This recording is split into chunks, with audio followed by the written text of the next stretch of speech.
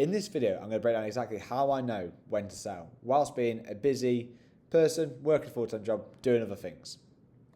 Remember, this is according to my own research. You please need to do your own work, do your own research, do all these things. I do have a free newsletter today, so if you do want to binge some rubbish free information, check that out. I'll link that to be in the description. Most investors never have a plan to sell.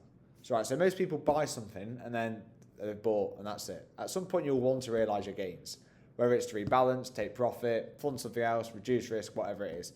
Most people decide when to sell based on how they feel at the time. They wake up one day, oh, I'm going to sell, and that is just not the way to do it. You want to exit with a plan. You're leaving it to chance by doing that.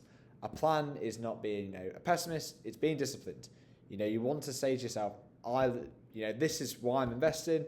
This is the time horizon. This is the plan. Without a plan, you're just guessing essentially.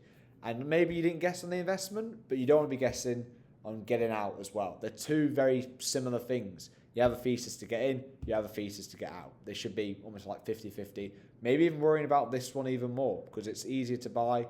But when things are up and then you made a lot of money, it can be much harder to sell. Selling on emotion is the most expensive mistake. Panic selling locks in losses that the market could have recovered. Think about the tariff fears or COVID. How many people would have panic sold if they didn't have a plan? But if you had a plan, it's irrelevant. If I sell on this reason for whatever, you've got a plan. You follow the plan, you stick to the plan. Reacting to the news is always too late. Headlines out, you're behind. These things are typically baked in, especially if you're doing chart investing. Typically, these things are baked in a month, 2 months before. And look, emotions change daily. A plan does not. All right. So the investor who builds wealth long term, feels comfortable. They feel good, and feeling good is usually a derivative from having a plan. So your entry thesis should tell you when to exit. So you should basically know where you're getting out before you're getting in. Every entry should have a reason, not a feeling. It should be, again, a plan. It should be defined. That could be so many different ways. There's many ways to skin a cat, but you should have that already locked in. And when the reason no longer holds, the position is wrong. So you could say, I'm long the S&P above the 200-day EMA, and I'm out when it's below. Easy, simple. You have a plan. It's defined. The invalidation is there before you enter, not after. And panic selling is avoided because you panic sell if this occurs. Very simple. So what the chart tells you. So this is obviously related to how I do things. So you can have market structure, you can have EMAs, you can have momentum shifts.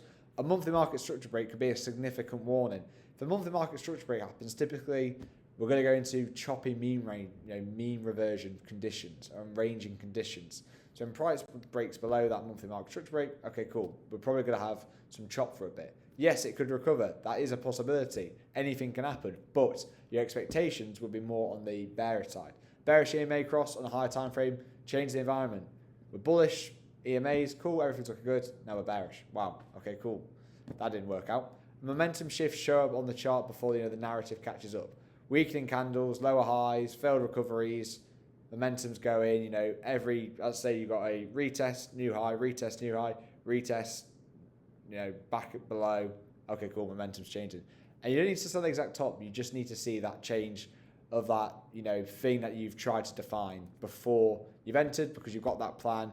If this change happens, if this happens, I may not get out the exact top, but I'll get out when that change occurs, and I'll be happy because I followed my plan. So then all at once versus scaling out. So this is a bit of a, a debate, and it, both have merit, but it really depends on kind of where you're at with your life. If you've got a investment which you've accrued over, 30, 40 years, it's a big decision. Do you scale out?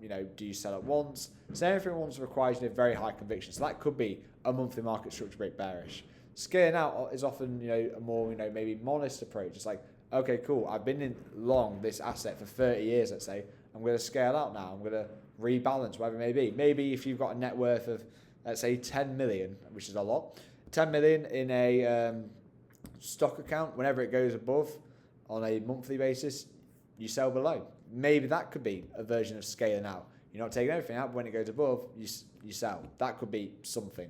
Many different ways to do it. A life stage trigger, again, like it depends where you're at with your life. You could reach a point where You want to start living off your investments, realize some of those gains, so it's more of a personal milestone. It's like, okay, cool, I've now got this. A bit like the 10 million example, that could be something. Portfolio size, again, these are different sort of things. Scaling out, it is a way of doing it. I think selling at once is actually easier because you can say, if this happens, I'm out, 100%, boom. But scaling out is maybe more of a lifestyle thing, whereas selling at once is more of a trade, investment, one-off thing. But there's things to consider there as well. The verdict: you want to realize your gains. If you want to maximize those gains and the feeling of realizing gains, you need to have a plan to sell before you buy. Your entry fees should tell you when to exit and define the invalidation before you enter. Taking profit is planned. Panic selling is a reaction. So you need to know which one you're doing and what you're trying to achieve. The conditions that tell you, when to sell are the ones that I track every week. So I talk about, and these are significant, things I talk about in my newsletter. I talk about significant structure breaks, EMA crosses, momentum shifts, significant stuff, because that's what I look at. So if you do want to keep up to date with these significant changes in markets, sign up to my newsletter. It's free. I'll see you in the next.